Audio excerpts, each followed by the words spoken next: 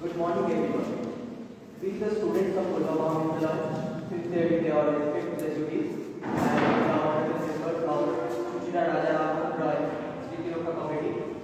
We oblige to our principal sir, Dr. Nagopal Vaibhav, and thankful to our respected nodal teacher of guide, Sir Bhumika Thakur. He who has guided us to achieve this impossible feat. We are truly honored to be part of this discussion. Before beginning, let us introduce ourselves. I am Shubhodip Pal, currently in 5th sem, a student of English Literature. Good morning, everyone. I am Shani Das, a student of Kolkata Vidyalaya, Department of Philosophy, 6th semester. নমস্কার, আমি অর্ণা মালিক, কলকাতা মহাবিদ্যালয়ের politics ডিপার্টমেন্টের literature subject. I am also a student of Kolkata Vidyalaya, Department of Philosophy, 5th semester. নমস্কার, আমি দিশা বলে, কলকাতা মহাবিদ্যালয়ের education ডিপার্টমেন্টের 5th সেমিস্টারের ছাত্র। আমাদের সাথে তিনটি পাঠ্য কমপ্লিট করা হয়েছে। প্রত্যেককে রিকোয়েস্ট করা হচ্ছে মোবাইলটা সাইলেন্ট করে রাখুন। আমাদের সাথে মোট তিনটি পাঠ্য কমপ্লিট করা হয়েছে। পার্ট 1A, পার্ট 1B এবং পার্ট 2। পার্ট 1A তে রয়েছে 12 জন মেয়ে স্টুডেন্ট এবং বাকি 38 জন ফিমেল স্টুডেন্ট। এর মধ্যে আমাদের জেনারেল ক্যান্ডিডেট রয়েছে 28 জন, ওবিসি রয়েছে 14, এসসি 6 এবং এসসি 2। এছাড়াও আমরা পার্ট 1A থেকে পেয়েছি যে ছাত্রছাত্রীদের মধ্যে ডিজিটাল লিটারেসি অত্যন্ত কম আছে। পার্ট 1B রয়েছে মনীষী চর্চার উপর, যার উপর আমাদের কলেজে একটি পরীক্ষা নেওয়া হয়েছিল এবং আউট অফ 50 5 জনকে আমরা চুজ করেছি। পার্ট 2 সার্ভে যেটি হচ্ছে 33 কোশ্চেনের উপর, সেটি skill, knowledge, employment business and low awareness of beneficial scheme এর কারণকে দর্শায়। পার্ট 2 সার্ভে অ্যানালিসিস করতে গিয়ে আমরা একটি গুরুত্বপূর্ণ বিষয় দেখেছি। বর্তমান যুগে আমাদের যে জীবন তা যে কোনো সময়ের তুলনায় বেশি এডুকেটেড, বেশি ইনফর্ম এবং বেশি ইন্টেলিজেন্ট। তবুও চাকরির সুযোগ সেই তুলনায় বৃদ্ধি পায় না। বর্তমানে শিক্ষার্থীরা ডিগ্রি অর্জন করছে কিন্তু আনএমপ্লয়েড হয়ে যাচ্ছে। এতে একটি বড় প্রশ্ন উঠে আসে, is intelligence really empowering or is it becoming a pressure due to lack of opportunities and guidance? এই বিষয়টি তুলে ধরার মাধ্যমে আমরা একটি গ্রুপ ডিসকাশন করব এবং তার মধ্যে আমরা পজিটিভ এবং নেগেটিভ উভয় পয়েন্টই রাখবো এবং এই চর্চার মধ্য দিয়ে আমরা পৌঁছাবো কিছু বাস্তবসম্মত সলিউশন। Thank you. আমি এই সার্ভে ডিসকাশনের মাধ্যমে পজিটিভ এবং নেগেটিভ উভয়ের কথাই বলেছি, কিন্তু আমি এই সার্ভেটি পজিটিভ থেকে কিছু কথা তুলে ধরব। প্রথমেই বলি, ইন্টেলিজেন্স কখনো সমস্যা হতে পারে না, কারণ ইন্টেলিজেন্স যুব সমাজের সবথেকে বড় স্ট্রেংথ। বেশিরভাগ ক্ষেত্রে আমরা দেখে থাকি যে ইন্টেলিজেন্স স্টুডেন্টরা দ্রুত অ্যাডাপ্ট করতে পারে, নতুন স্কিল শিখতে সক্ষম এবং তার সেক্টর এক্সপ্লোর করতেও মানসিকতা রাখে।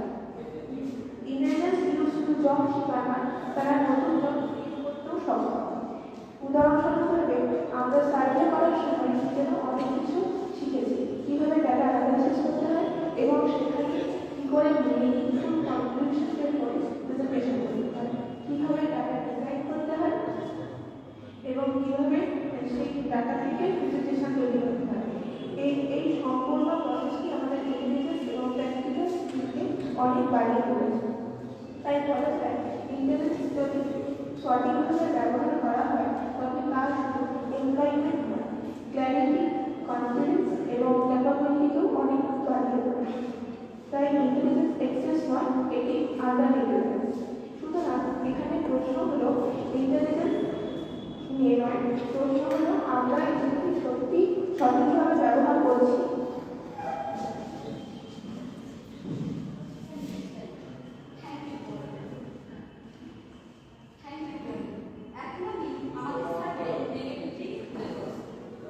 আপনার বক্তব্য যথার্থ, কিন্তু স্যারের আরেকটি দিক আমাদের চোখে আনন্দের বাস্তবতা।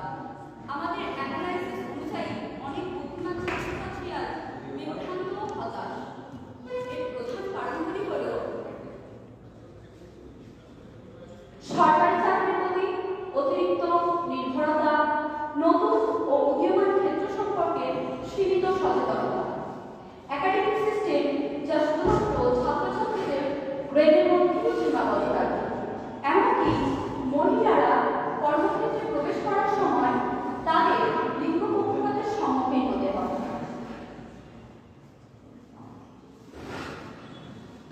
আমরা ছোটবেলা থেকে শিখে আসি যে আমাদের ভালো নাম্বার আনতে হবে, আমাদের ভালো ডিগ্রি পেতে হবে, কিন্তু আমরা কখনো শিখি না যে আমাদের আগ্রহ কি সেটি, কোন সেক্টরের মধ্যে আমাদের পছন্দ সবচেয়ে ভালো কাজ হবে।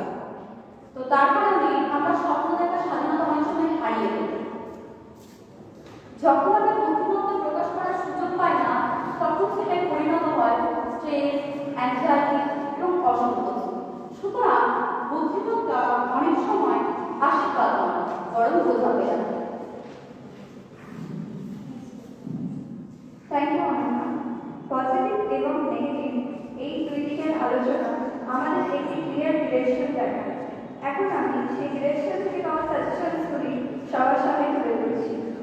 সলিউশনের মূল ভিত্তি হল প্রপার গাইডেন্স এবং অ্যাওয়ারনেস।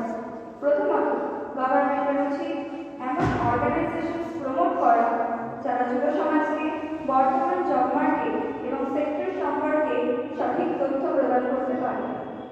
দ্বিতীয়ত, ইন্ডিয়াতে একটি ইউনিফাইড কেরিয়ার গাইডেন্স অ্যাপ তৈরি করা যেতে পারে, যেখানে থাকবে বিভিন্ন ইকোনমিক সেক্টরস, প্রত্যেক সেক্টরসের জব রোলস এবং লোকাল জব অ্যাভেলেবিলিটি সম্পর্কে সঠিক তথ্য।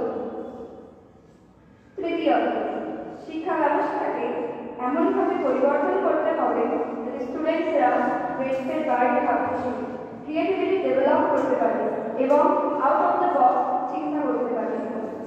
অলসো মেন্টর-মেন্টি প্রোগ্রাম চালু করতে হবে যাতে স্টুডেন্টসরা প্রাক্তনীদের সাথে ইন্টারঅ্যাক্ট করে বিভিন্ন ফিল্ড সম্পর্কে জানতে পারে। এছাড়াও আমাদের শিক্ষা ব্যবস্থায় আইটি স্কিল ডেভেলপমেন্ট প্রোগ্রাম চালু করতে হবে, যেমন জাপান বা ইউএসএ স্টুডেন্টসদের ছোট থেকে বিভিন্ন স্কিল শেখানো হয়। ইন্ডিয়াতেও ক্লাস 7 থেকে স্কিল ট্রেনিংকে কম্পালসারিভাবে সিলেবাসে রাখতে হবে। এর পাশাপাশি সমস্ত শিক্ষা প্রতিষ্ঠানে অ্যাওয়ারনেস ক্যাম্পেইন চালাতে হবে যাতে স্টুডেন্টস এবং তাদের guardian skill, skill loan, skill university, student credit card ইত্যাদি সম্পর্কে জানতে পারে। কলেজ লেভেল থেকেই কারেন্ট জব মার্কেট সম্পর্কে তথ্য প্রদান করা উচিত যাতে স্টুডেন্টসরা বাস্তব পরিস্থিতি বুঝে কেরিয়ার প্ল্যান করতে পারে। এইভাবে যদি বুদ্ধিমত্তাকে সঠিক দিকদর্শন ও বাস্তব অভিজ্ঞতার মাধ্যমে পরিচালিত করা যায়, তবে এই অতিরিক্ত বুদ্ধিমত্তা আর সমস্যা থাকবে না, বরং এটাই হয়ে উঠবে আমাদের সবচেয়ে বড় সমাধান। Thank you Shalini. এই সার্ভে রিপোর্টের পজিটিভ, নেগেটিভ এবং সাজেশন দেখার পর আমি বলতে চাই আমাদের সার্ভে অ্যানালাইসিস এবং ডিসকাশন একটি বিষয় স্পষ্ট করে, সমস্যা এক্সেস ইন্টেলিজেন্স নয়, সমস্যা মিস ডাইরেক্টেড ইন্টেলিজেন্স, যার ফলে কম সচেতনতা দেখতে পাওয়া যায়। ইন্টেলিজেন্ট স্টুডেন্ট তৈরি করাই একমাত্র লক্ষ্য নয়, ইন্টেলিজেন্ট সিস্টেম তৈরি করা সমানভাবে গুরুত্বপূর্ণ। যদি ভারতীয় শিক্ষা ব্যবস্থার উন্নতি ঘটে, গাইডেন্স সহজলভ্য হয় এবং টেকনোলজি সঠিকভাবে ব্যবহার করা যায়, তবে ইন্টেলিজেন্স এবং জব কোনোটিরই অভাব থাকবে না।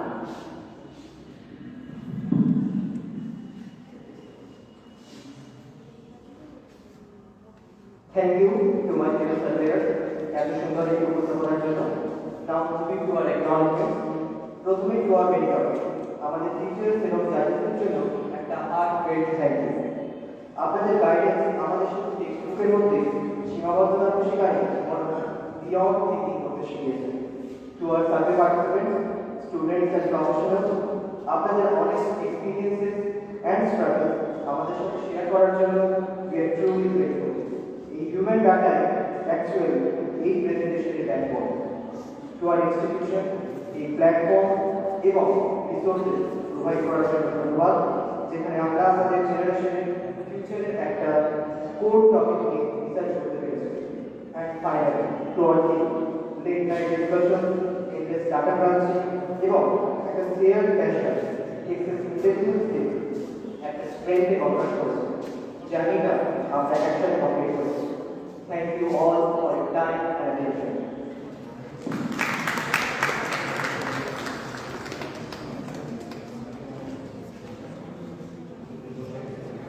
হ্যাঁ, প্রত্যেকে ভালোভাবে পারফর্ম করেছে এবং সেটা উইদিন 12 মিনিট যে টাইম ফ্রেম ছিল তার মধ্যেই শেষ করেছে। এর জন্য একটা ধন্যবাদ দেওয়া হচ্ছে।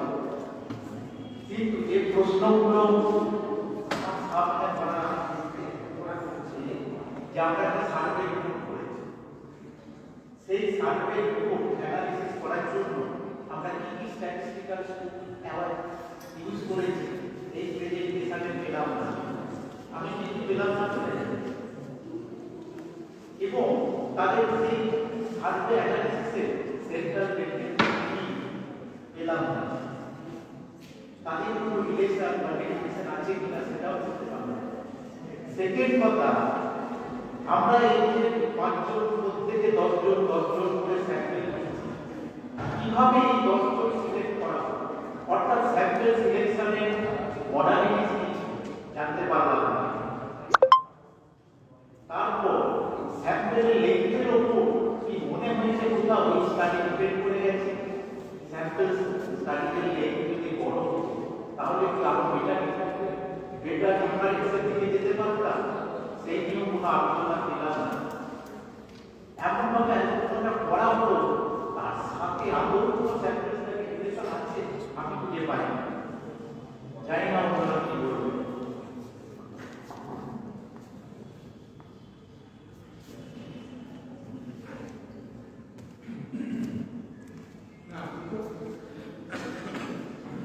প্রথমে যেটা ওনাকে ধন্যবাদ দেওয়ার ব্যাপার সেটা স্যার বলে দিয়েছেন যে টাইম ম্যানেজমেন্টটা খুব সুন্দর করেছে, যার ফলে একদম within the time period you are finished your presentation.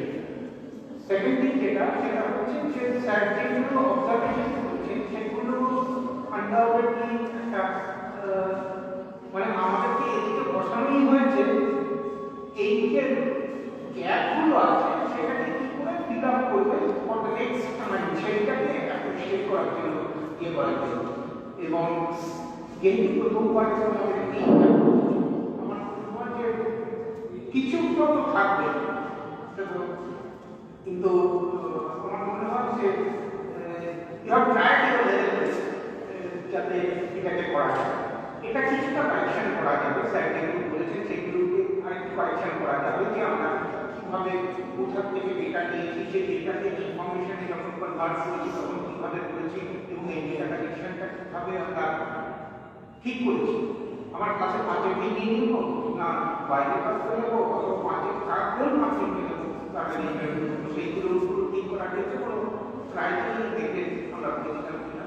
এবং স্যাম্পল সাইজটাও যেহেতু একটা স্ট্যান্ডার্ড ছিল সেগুলো স্যারের অবজারভেশনটা তোমাদেরকে ফিউচার গাইডেন্সের হিসেবে খানিকটা করবে। আর প্রত্যেকটা এই ব্যাপারটা আগামী ভবিষ্যতে তোমাদের ভীষণ ভীষণ ভীষণভাবে কাজে লাগবে। Thank you everyone for